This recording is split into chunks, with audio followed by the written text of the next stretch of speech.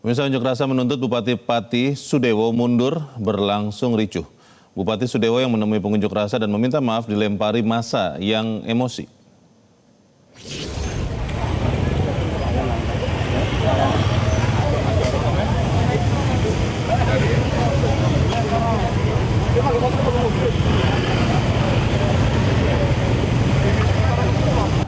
Massa pengunjuk rasa melempari kantor Bupati dan DPRD hingga membakar mobil polisi.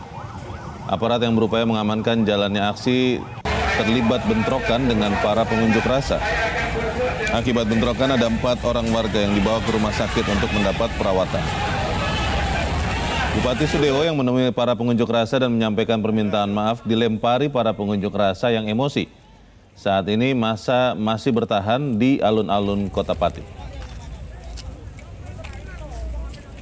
Yang sebenarnya saya akan berbuat yang lebih baik. Terima kasih.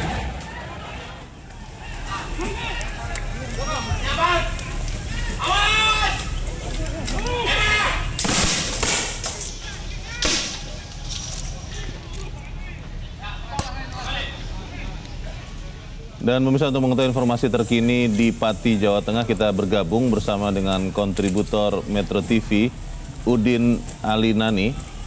Udin, seperti apa situasi terkini di Pati atau di tempat Anda berada saat ini? Ya, selamat sore Leonard dan selamat sore pemirsa.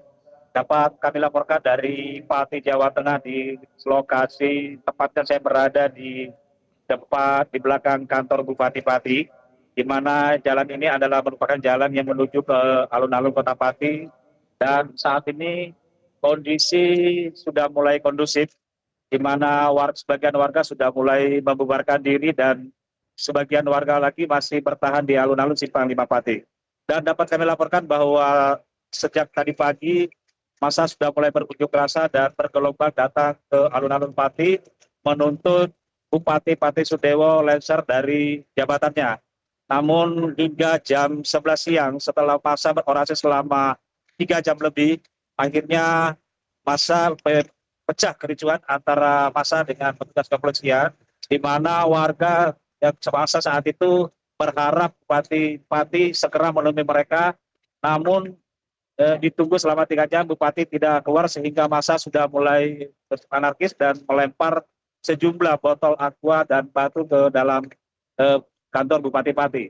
Dan pada saat puncaknya pada saat Bupati Pati keluar menemui massa dan melakukan permintaan maaf, dan karena tidak ada pernyataan dari lengser dari beliau sehingga massa melempar Bupati Pati yang berada di atas mobil rantis pihak kepolisian.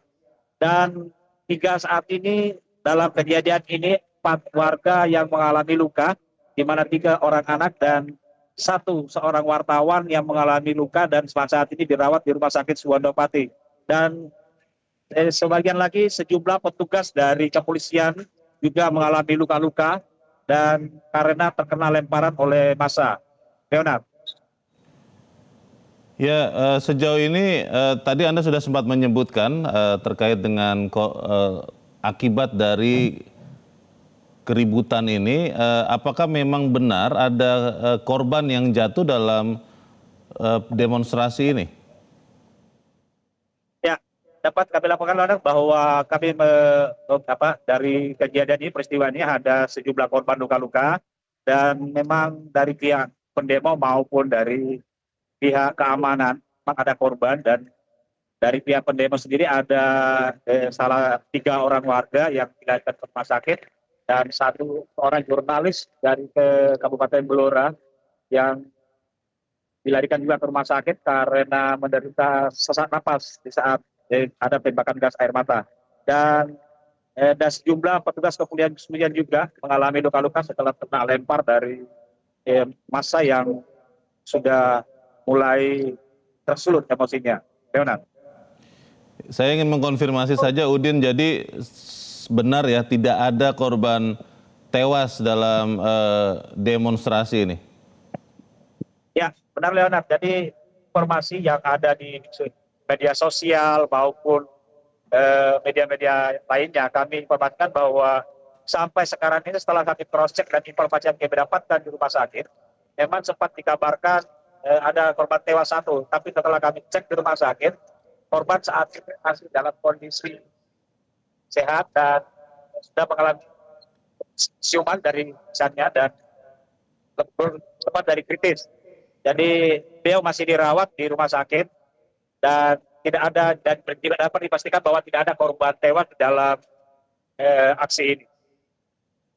Leonard. Ya, Udin, disebut-sebut juga bahwa DPRD Pati katanya sudah menyepakati pembentukan panitia khusus dan angket untuk pemaksulan bupati. Anda mendengar informasi ini atau seperti apa, Udin?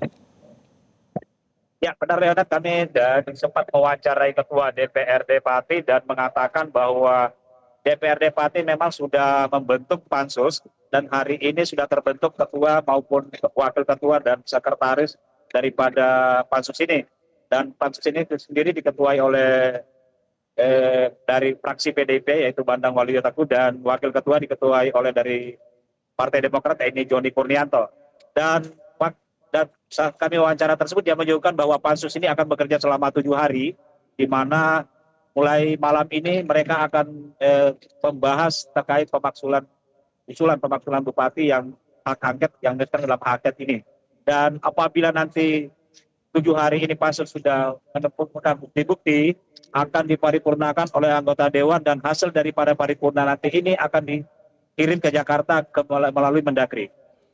Jadi nanti keputusannya ini akan ditentukan dari pusat setelah ada keputusan dari Mendagri. Leonard. Baik, kita tentunya nanti akan menunggu informasi terbaru jika ada perkembangan dari Pati. Kontributor Metro TV Udin melaporkan langsung dari Pati, Jawa Tengah. Jelajahi cara baru mendapatkan informasi. Download Metro TV Extend sekarang.